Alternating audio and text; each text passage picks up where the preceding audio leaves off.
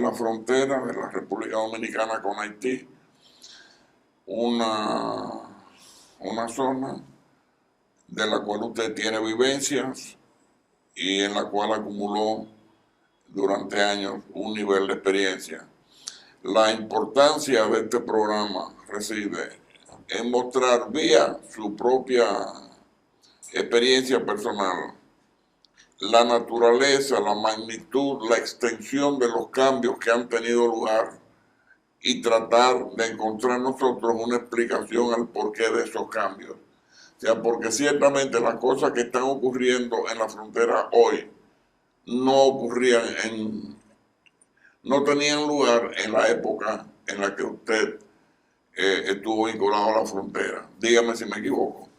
Bueno, el problema de la frontera es un problema que viene desde el momento en que España permitió que los franceses se metieran en la parte occidental.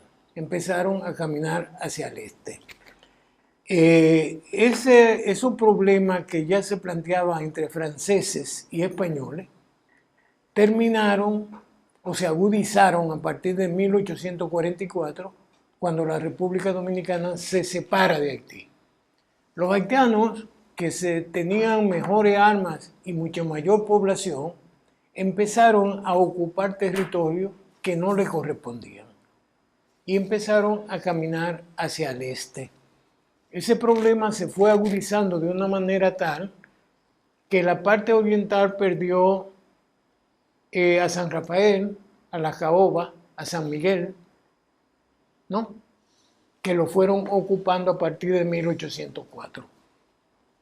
Más adelante, cuando en 1911 los norteamericanos empiezan a tratar de diseñar una frontera para la República Dominicana, hacen una frontera no conforme a lo que se había establecido en Aranjuez, sino conforme a donde se encontraban los haitianos viviendo en el territorio de la parte oriental.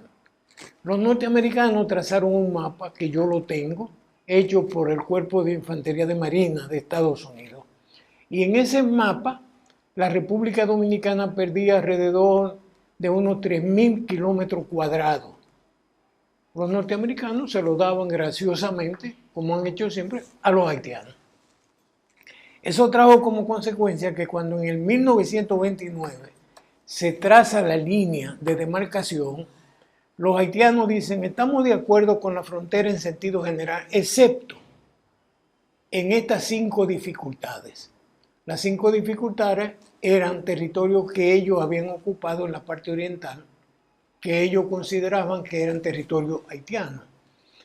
Eso no fue posible hacerlo en tiempo de Horacio Vázquez y Vincent, que fueron los que diseñaron eso por instrucciones de Estados Unidos, sino que esas 5 dificultades quedaron vigentes y pendientes. Ahí no nos podemos olvidar que en 1916, en 15, los americanos invadieron Haití, después nos invadieron a nosotros. Entonces, los norteamericanos crearon ingenios, 2 en Haití y como 8 o 10 de este lado. Se encontraron con la dificultad de que los dominicanos no querían trabajar en los ingenios de los norteamericanos de este lado porque le habían quitado su tierra, se la habían cogido la grande compañía de azucarera. Y entonces la solución que buscó Estados Unidos fue la de traer de Haití trabajadores haitianos con su familia, meterlo aquí en batalles para que los haitianos le trabajaran a la compañía de Estados Unidos. Eso continuó desde 1916. En el 24 los norteamericanos hicieron una constitución y nos la dejaron. En esa constitución establecían que los haitianos que estaban aquí podían obtener la nacionalidad dominicana por jus solis en el 24. La constitución que ellos nos dejaron, que nos impusieron, duró hasta junio de 1929, que el Congreso eliminó el jus solis y estableció que aquí no se adquiría la nacionalidad por jus soli. Eso trajo muchísimas consecuencias porque Haití no aceptaba retirarse de los territorios ocupados que le habían cedido también los norteamericanos. Cuando vino Trujillo, Trujillo no aceptó las 5 dificultades que establecían los haitianos. Y eso duró del 30 al 36.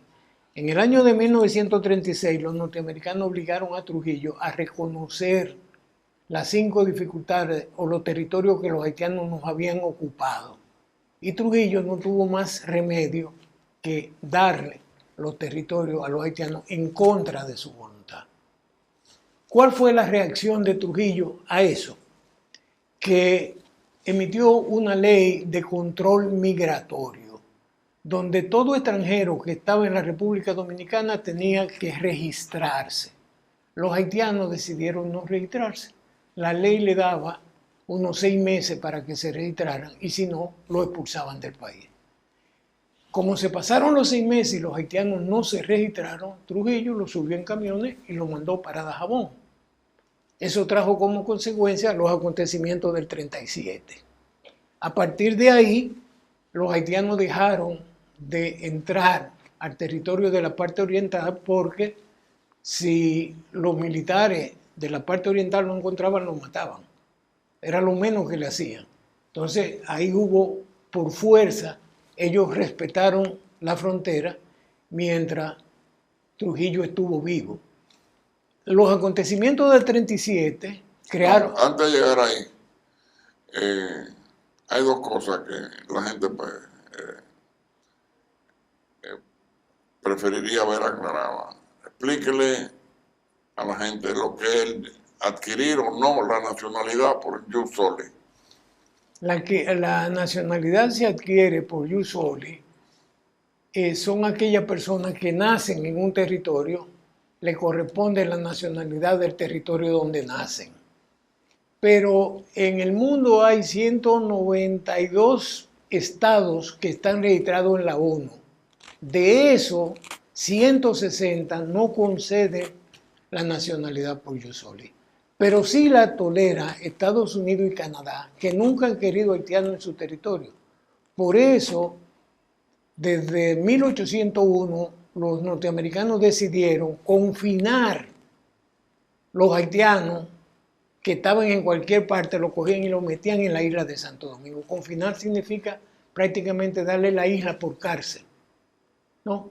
Eso es lo que significa jus soli. Y eso fue lo que quitaron en junio del 29, el Congreso Dominicano. Dijo, no, aquí nunca se ha dado. Cuando ellos llegaron aquí, no había nacionalidad por jus soli. Eso lo pusieron los americanos. Nosotros lo quitamos. Y lo quitaron. Okay. Hay otra cosa que en vista de la realidad actual es importante. Usted decía que los problemas empiezan ya en el siglo XVII, porque los franceses se establecen en la parte occidental, o sea, en el oeste de la isla. De la isla Pero grande. los franceses eran blancos. Entonces, ¿de dónde surge esa población negra en Haití?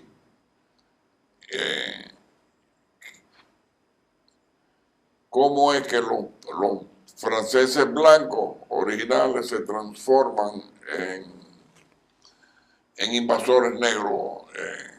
Originalmente esos blancos eran franceses, holandeses, ingleses, que eran piratas. Entonces ellos escogieron la isla Tortuga, donde hacían su robo y se iban a la isla Tortuga y ahí pernoctaban y después volvían a los robos, ¿no? Asaltando los barcos españoles que iban hacia España. Como España no tenía la fuerza para eliminarlo de la Tortuga, ellos terminaron pasándose a la Isla Grande, ocupando lo que hoy es Haití. Entonces, mientras ellos lo que hacían era sembrar y crear vacas y cerdos para su consumo, llegó un momento que pensaron en explotar la tierra. Y para eso ellos no tenían los hombres, la mano de obra. Y se buscaron el asunto de importar esclavos de África. Entonces, eso significó que los franceses en un periodo muy breve tenían 500.000 esclavos en la isla. Mientras la población... ¿Pero por qué tenían 500.000 esclavos?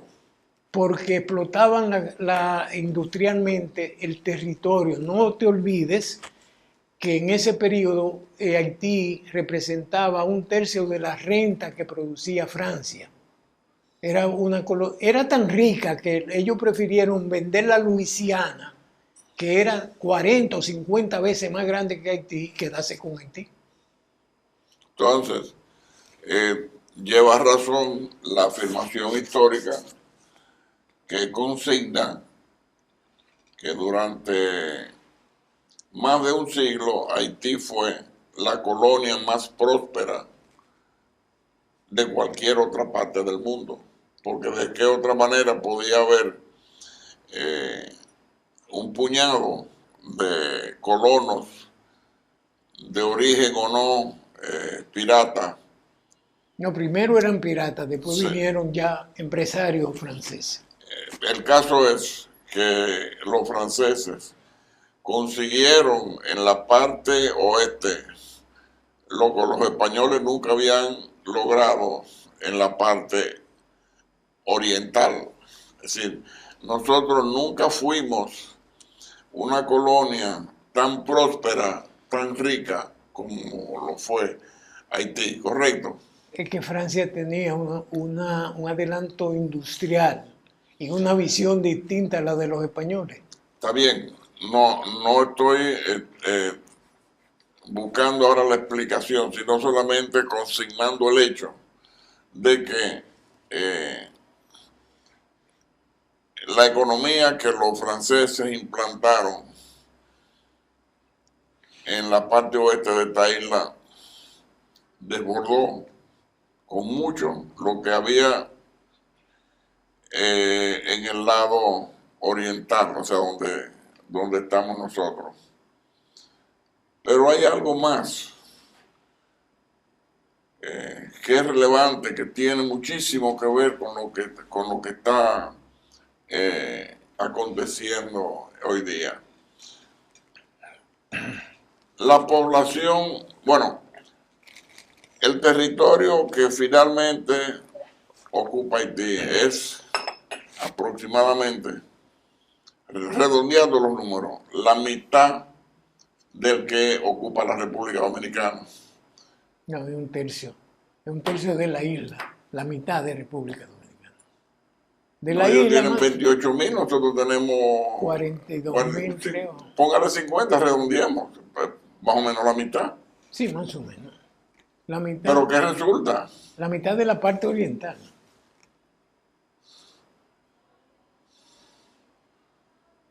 No, lo que quiero decir es, si se divide la isla en 3, toca más o menos a 20.000 y pico de kilómetros cuadrados cada una de las partes.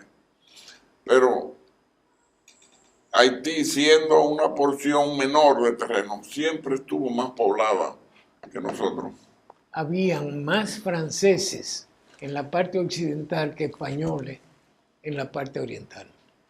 Pero aparte de eso, los esclavos franceses eran 20 veces más que los que habían del lado oriental. Allá habían 500.000. Aquí los esclavos nunca pasaron de 50.000. Ok. Bueno, los antecedentes son lo que usted acaba de señalar. Llegamos al 37, donde tiene lugar la famosa matanza. Los historiadores discrepan si fueron 1.000, si fueron 10.000, si fueron 500, o sea, diferentes autores dan diferentes números.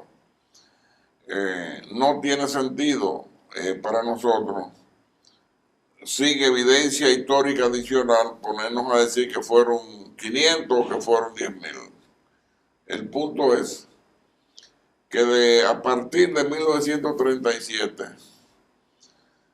la frontera y la zona fronteriza y la demarcación y la carretera y los territorios se convierten en otra cosa. Esa otra cosa,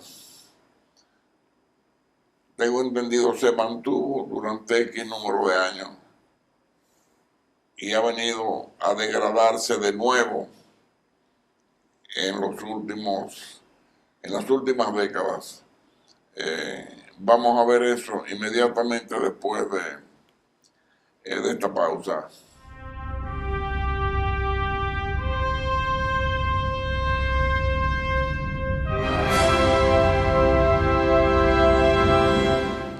Aquí tenemos la revista Identidad y Propósitos de Rescate Democrático. Aquí está contenido una parte de la visión de Rescate Democrático, de dónde venimos, hacia dónde vamos, la visión de país que tenemos. Y es importante que los dominicanos no solo escuchen lo que decimos, sino que tengan un documento donde está sentado y registrado nuestra visión y nuestro compromiso con el país. Este instrumento, esta revista también la utilizamos como un medio de recaudación. Los amigos que estén interesados a los fines de apoyar a Rescate Democrático a través de esta vía lo pueden hacer.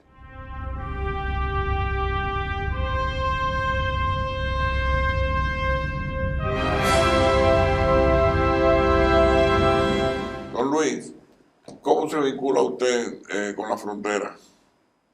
¿Y cuándo, si lo recuerda? Antes de yo pasar ahí, déjame puntualizar algo. Tú hablabas de cuántos fueron los muertos. El obispo de Cabo Haitiano hizo un inventario de los muertos. Y ese inventario de los muertos de ese obispo coincide con un inventario que hicieron las autoridades dominicanas a petición de Haití en la frontera. Porque la gente que huyó hacia Haití denunció en los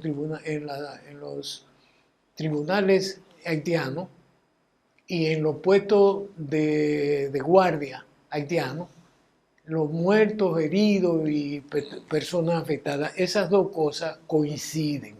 Pero además hay una cifra que es muy importante, y es que Trujillo pagó por el daño causado, por los muertos y heridos causados, muertos, heridos y afectados económicos, eran 750 mil pesos, pero después hicieron un descuento de la suma que estaba pendiente y terminaron en 650. Si tú con $650,000 lo divides entre los muertos, heridos y afectados económicos, ¿cuál era el valor que le daban los haitianos a un haitiano muerto? No podían ser $100 porque debía valer más de $100 un muerto, o un herido, o uno que le quitaron un colmado, un conuco, una vaca.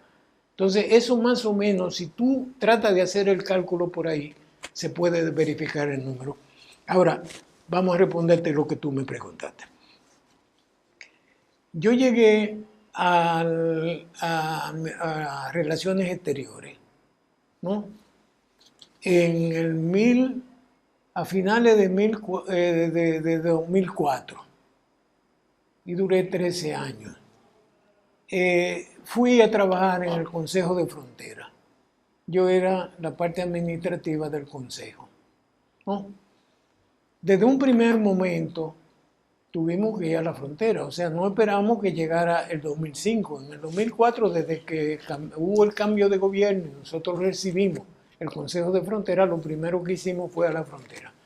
Nos dimos cuenta que los puestos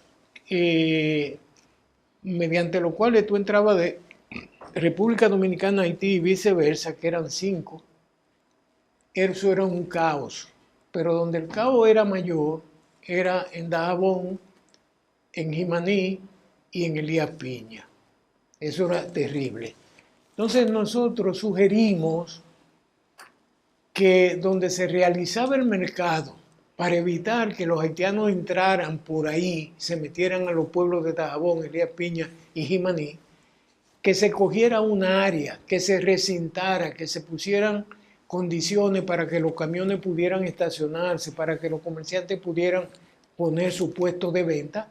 Los haitianos llegaban, pero no podían pasar más allá de la malla ciclónica, de ahí tenían que devolverse. No le hicieron caso. Después, seguimos tratando de ver de qué manera se resolvía o se limitaba el número de haitianos ilegales que le permitían entrar, porque tenemos que estar claros, esa gente entraba con la no oposición de las autoridades dominicanas, de los militares, la gente de migración, el poder ejecutivo y todo. ¿Por qué? Porque los poderes del Estado dominicano estaban subordinados a lo que dictaba la metrópoli, Estados Unidos, porque para ellos esto es una colonia de Estados Unidos. Esto no es una república, esto es una colonia. Y nos tratan como colonia. Entonces, esa gente entraba como Pedro por su casa. Quien lo frenó fue Trujillo en el 37. Pero eso trajo mucho problema a Trujillo, porque los haitianos, a sugerencia de los Estados Unidos, sometieron a Trujillo a un problema internacional, apoyándose en el Pacto Gondra. Fueron e hicieron, se le hizo un juicio a los daños causados y al final Trujillo le ganó el pleito porque eso se dirimió en base al derecho internacional. Y conforme al derecho internacional, tú no podías salir de tu país a tratar de resolver un problema si antes no lo resolvía internamente, que fue lo que se propuso desde un principio. Al final, tuvieron que volver y olvidarse de Washington y venir aquí, donde los haitianos entonces negociaron con Trujillo cuál era la indemnización que le tenían que pagar por los muertos y heridos y afectados económicos. Eso se hizo en el 38. En ese pacto, Estados Unidos, Cuba y México, sus presidentes, a solicitud de Haití, intervinieron. Y cuando se firmó ese pacto, el Acuerdo de Washington de 1938, aparte de firmar las autoridades haitianas y las dominicanas, firmaron esos tres gobiernos, se comprometieron en que lo que se establecía ahí se iba a cumplir. Porque los haitianos tenían el temor de que Trujillo no le cumpliera. Entonces ellos garantizaban que eso se iba a cumplir. Pero además firmaron los miembros de la Comisión Permanente de...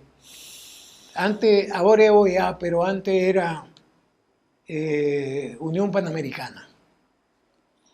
Entonces, los miembros de la Unión Permanente también suscribieron el pacto. O sea que el pacto estuvo firmado por muchísima gente. Ese pacto se mantuvo vigente de 1938 hasta 1952. Ya en 1952, los norteamericanos nunca se olvidaron de que Trujillo le había ganado en los tribunales internacionales ese pleito. Y 5 años después lo desconocieron y obligaron a Trujillo en el 36 a que le reconociera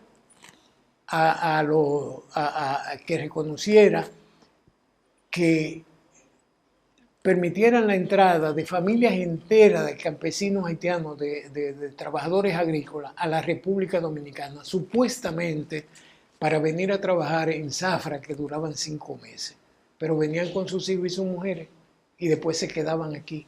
Ahora, esa gente que venía estaba regulado por un acuerdo, que era el acuerdo de contratación de braceros haitianos. Y el haitiano que se quedaba violaba ese acuerdo. Era ilegal aquí. Como era ilegal, el que atravesaba la frontera violando el acuerdo de Washington. Entonces, toda esa cuestión se fue aumentando con el apoyo de Estados Unidos, que a partir de la muerte de Trujillo prácticamente eliminaron la frontera. Ahí no había control de militares, ahí no había controles de migración, los jueces no actuaban, los presidentes estaban al servicio de esa migración masiva, porque en el problema haitiano hay que considerar 2 cosas. Una cosa es que los haitianos están aquí, pero están aquí porque se le ha permitido. Estados Unidos lo ha empujado y nosotros lo hemos recibido para complacer a Estados Unidos. Y la otra cosa es que los haitianos, en las condiciones que se encuentran en Haití, tenían que coger a un sitio donde pudieran sobrevivir. Pero el verdadero problema haitiano, más que los haitianos ilegales, son los padrinos de esos ilegales, los que introducen esos ilegales. Esa es la verdad. Y hoy, para sorpresa mía, Percio Maldonado, Alcántara, ¿cómo se llama? Alcántara y Julito Jacín hoy dijeron quiénes eran los responsables de que esa gente, por primera vez, Dani Alcántara, por primera vez le oigo decir a alguien, el responsable de lo que está pasando aquí son los Estados Unidos. Por primera vez. Yo creo que no es exactamente así. Los principales culpables somos nosotros. La medida que el Estado Dominicano se ha degradado, se ha vuelto un etcétera. Están subordinados a Estados Unidos. Sí, pero no es porque estén subordinados. Es sencillamente porque la corrupción, los beneficios ilícitos del tráfico ilegal mojan muchas manos. Son generosos. Y el negocio lo ha permeado todo. Pero mira el negocio, hoy están presos la mayoría, muchos de ellos. Sí, pero también nosotros como país estamos en una situación, ética y moralmente degradada, muy difícil, muy precaria. Y justamente en estos días Estados Unidos acaba de nombrar un nuevo enviado, una especie de comisionado para someter una propuesta nueva al gobierno dominicano, a ver qué recoge, y cuando se haga público cuál es esa propuesta, volveremos a este programa a ver si tiene mérito esa propuesta o si por el contrario es tan mala como la anterior, que el presidente Abinader cometió la torpeza de endosarla con su nombre y someterla al Congreso en medio del repudio generalizado. Entonces, vamos a esperar, don Luis, a que se haga público los términos de lo que va a proponer ese enviado o comisionado, y entonces volvemos a vernos con ese motivo en este programa.